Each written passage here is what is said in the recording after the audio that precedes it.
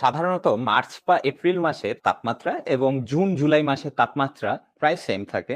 But June July মাসে আমাদের বেশি গরম লাগে কেন? তোমরা যদি খেয়াল করে দেখো যে মার্চ এপ্রিলেও তাপমাত্রা অনেক বেশি থাকে, বাট আমাদের যতটা না গরম অনুভূত হয় তার চেয়ে বেশি রোদটা অনুভূত হয়।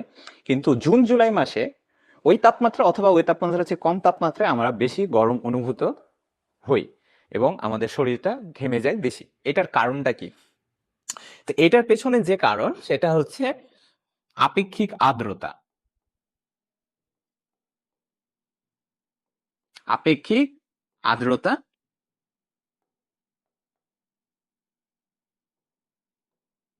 আচ্ছা, সাধারণত বর্ষাকালে অর্থাৎ জুন জুলাই সময়ের দিকে বায়ুমণ্ডলের আর্দ্রতার পরিমাণটা থাকে বেশি।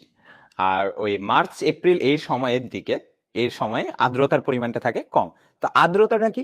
আর্দ্রতা হচ্ছে বাতাসে উপস্থিত জলীয় বাষ্পের পরিমাণ। আর আপেক্ষিক আর্দ্রতাটা কি? আপেক্ষিক আর্দ্রতা হচ্ছে সাধারণত বাতাসের একটি নির্দিষ্ট ধারণ ক্ষমতা আছে জলীয় বাষ্প ধারণ করা, এবং এই উপস্থিত যে জলীয় বাষ্পের পরিমাণ, এই দুইটার যে অনুপাত, সেটা হচ্ছে কি আপেক্ষিক আর্দ্রতা। অর্থাৎ আমরা যদি ভালোভাবে বোঝার চেষ্টা করি যে কোনো জায়গার আপেক্ষিক আর্দ্রতা বললো 60% বা 70%, এটার অর্থ কি? এটার অর্থ হচ্ছে ওই জায়গার বায়ুমণ্ডলে যতটুকু জলীয় বাষ্প ধারণ করতে পারবে তার 60% বা 70% উপস্থিত আছে। তোমরা একটা জিনিস যদি ভালোভাবে লক্ষ্য করো তো দেখবা সাধারণত মার্চ এপ্রিল এই সময় চাইতে জুন জুলাই এই টাইমে আমাদের আর্দ্রতার পরিমাণটা বেশি থাকে। তো আর্দ্রতার পরিমাণ বেশি থাকে মানে কি? বাতাসে জলীয় বাষ্পের পরিমাণটা বেশি থাকে। তো বাতাসে জলীয় বাষ্প বেশি থাকার ফলে কি হয়?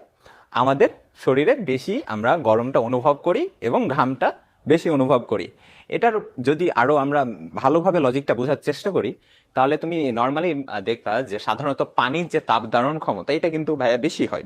তো পানির তাপ ধারণ ক্ষমতা বেশি হয়, তো পানি কি তাড়াতাড়ি হিটটা অ্যাবজর্ব করে, এবং এই কারণে দেখা যায় যে বাতাসে যেহেতু জলীয় বাষ্পটা বেশি থাকে, তো ওই জলীয় বাষ্পের কারণে কি ওই বাতাস হিটটা খুব দ্রুত শোষণ করে এবং বেশি পরিমাণে শোষণ করে, এবং বাতাসে জলীয় বাষ্পের পরিমাণ বেশি থাকে আমরা সেই গরমটা বেশি অনুভব করি। কিন্তু ওই এপ্রিল মাসের দিকে বা মার্চ মাসে আর্দ্রতার পরিমাণটা কি কম থাকে, তো সেই জন্য আমরা সে সময় কি গরমটা কম অনুভব করি। তো এই যে আমাদের গরম বেশি লাগা বা কম লাগা, আমাদের ঘাম বেশি হওয়া বা কম হওয়া, এটা শুধু রোদ বা তাপমাত্রার উপর ডিপেন্ড করে না, এটার সাথে জড়িত আছে কি আপেক্ষিক আর্দ্রতা। তো সবাইকে ধন্যবাদ সাথে থাকার জন্য। এরকম আরো ভিডিও আসছে, সবার সাথেই থাকুন।